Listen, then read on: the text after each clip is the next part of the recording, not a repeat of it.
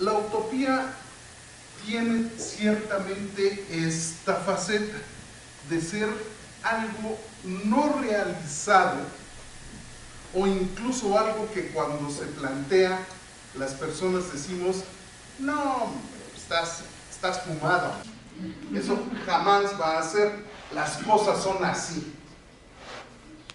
Y esta es la diferencia entre las cosas son así o las cosas las podemos hacer así.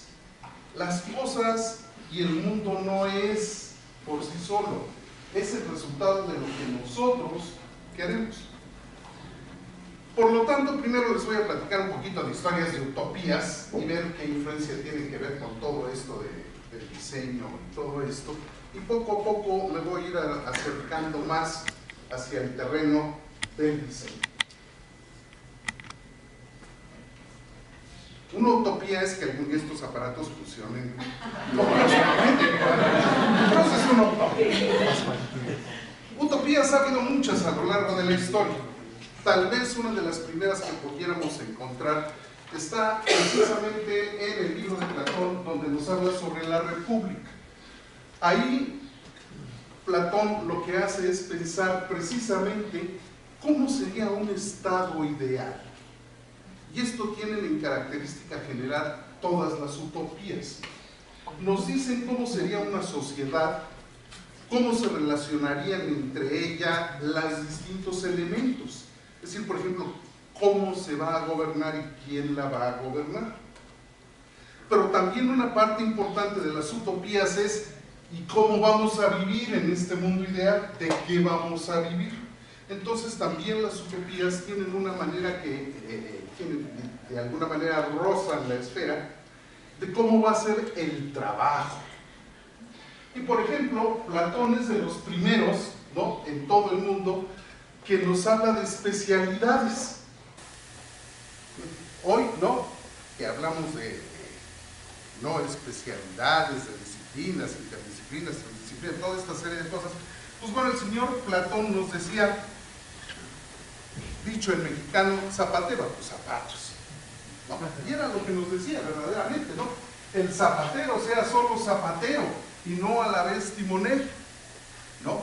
Que la persona que se dedica a la agricultura sea eso y no otra cosa. Y por lo tanto, ¿no?, los que deben gobernar deben de ser solo eso, gobernantes, ¿no? En fin, esto es importante porque sí empieza a ubicar a cada quien en su terreno. Nos dice un poco incluso cómo los diseñadores podríamos o deberíamos de trabajar. Este lo pongo porque es un ejemplo muy curioso, ¿no?, que se ha perdido por ahí en la historia, que escribió la señora Cristina de Pizan, allá en Francia, en la Edad Media, y que ella planteaba como lugar ideal una ciudad exclusivamente habitada por mujeres. Yo me atrevería a decir que la señora Pizan fue la primera feminista del mundo, ¿no? Y nos lo decía, ¿no? Y nos decía que en ese mundo debería de haber tan solo mujeres porque solo ellas podían comprender cosas que los hombres de relajo entendemos, ¿no? Una cosa muy interesante, bueno, el libro, por supuesto, muy medieval, bellamente ilustrado, ¿no? Sí, tiene unas ilustraciones preciosas, como todos aquellos libros, y una de las cosas interesantes que proponía la señora Pizan era, por ejemplo, que las mujeres, ¿no?, volviendo a hablar de esta capacidad de trabajo y de labor, las mujeres eran capaces de hacer el trabajo de los hombres y podían, por lo tanto, hacerla de albañil, puesto en pocas palabras, ¿no? Es decir, ellas tenían que construir su ciudad y podían cargar piedras y pegarlas y ponerle cemento, etcétera, etcétera, lo cual en aquella época era volar demasiado lejos, ¿no?, ser demasiado utópico. Pero la señora nos proponía de nuevo, ¿no?, un mundo que puede ser. Y si nos gusta aquello que yo les propongo, esa es la característica de cualquier utopía, pues vamos a hacer algo para ver qué tanto nos podemos acercar a esto, ¿no? Entonces la señora de Pizan es muy bonito ejemplo de otra utopía. Por supuesto, el que da nombre genérico a todo esto es la obra del señor Tomás Moro. Ustedes saben inglés, ¿no? Le cortaron la cabeza por andar refiriéndose a los reyes, ¿no? Lo cual quiere decir que ojo con las utopías, les pueden contar el fuego en cualquier momento. Y para Tomás Moro, utopía era un lugar que no estaba en ninguna parte, de ahí el nombre de utopía, y era una isla. Y de nuevo, ¿no? Enfocándome a las cuestiones y a las relaciones de trabajo, Tomás Moro lo que proponía era que todo mundo tenía que dedicarse a la agricultura, ¿no? Todo mundo. Pero había algunos que tenían, además de este trabajo, que era común a toda la sociedad, tenían ciertas labores especializadas, ¿no? Tenían que aprender a hacer cosas, ¿no? Zapatos, muebles, un oficio, como decía él, ¿no? El tejedor de lana, de lino, el albañil, el carpintero, el herrero, etc.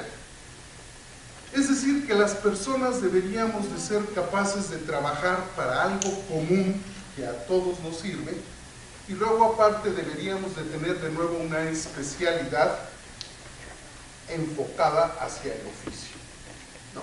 Y entonces por ahí venía toda la formulación de Tomás Moro. No me detengo, por supuesto, en cuestiones políticas y cómo era el lugar y todo esto, ¿no?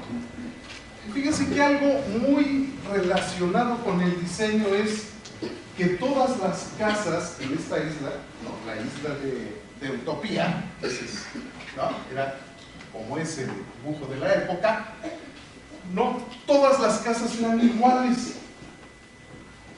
¿Por qué? Pues porque así evitamos envidias. Pues todos vivimos iguales.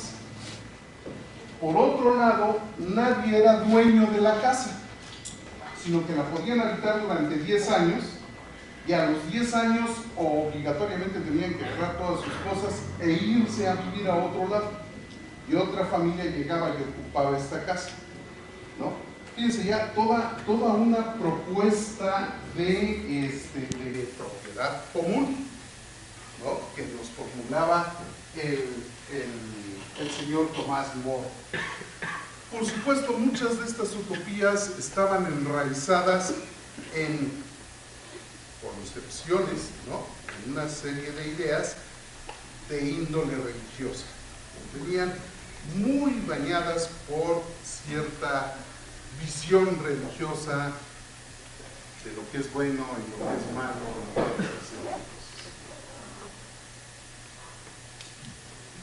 ¿Lo ven?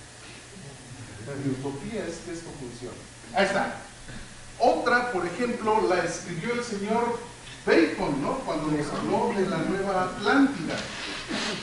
Bacon es interesante porque, si ustedes recuerdan, ¿no? Francis Bacon es el gran antecedente del famoso método científico, padre de todos los métodos, ¿no? El método científico fue antes del método de diseño. Entonces, es muy interesante porque es la primera utopía en la que es el conocimiento y la razón los que dirigen a una sociedad. Dense cuenta cómo tal vez, ¿no? Tal vez hoy en día esta utopía tiene mucho que ver, ¿no? Hoy entendemos al mundo como un mundo gobernado, en teoría, o por lo menos en algunas de sus esferas, por la ciencia y la razón. No nos hemos puesto muy de acuerdo en qué es la ciencia y qué razón, ¿no? Si no, pregúntenle al señor Trump, y que nos va a decir que no es cierto que el calentamiento global no es científico. Bueno, pues a ver qué dirán los científicos al respecto, ¿no? Y quién tendrá más razón, si el señor Trump y sus fuentes de información o los científicos y sus datos, ¿no? Pero como quiera que sea, este es un mundo en el cual la razón verdaderamente es la que nos dirige. Y esto es importante, ¿no? Es decir, esto fue una utopía, pero que hoy se vuelve realidad. Hoy nosotros, en mayor o menor medida, comulgamos de esta utopía. Y a lo mejor nos la impusieron, ¿no? Yo hubiera dicho, no, a mí no me gusta un mundo dominado por la razón,